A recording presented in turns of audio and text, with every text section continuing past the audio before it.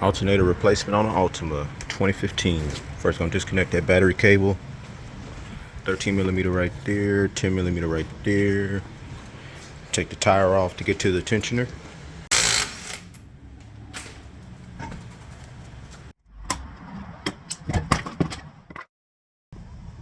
And to release the tension on this, I kind of do it my way.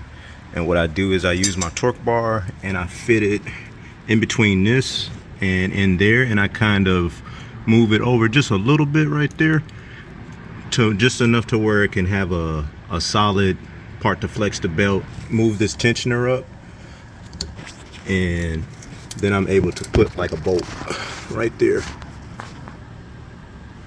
There you go. Put a bolt right there. That way I'm able to take this belt off and not really worry about the tension.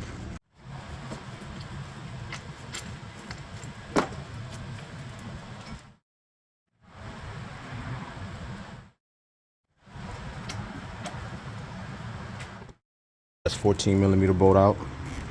I just used a simple 3/8, and if you got a shorter 13, that'll work too.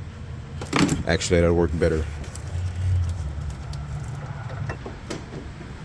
All right, got the new one in. I removed this bolt right here. I didn't have to disconnect any coolant or anything, but be hella careful with this because it is plastic when you're working your way out and in of it. So just bolting this back together,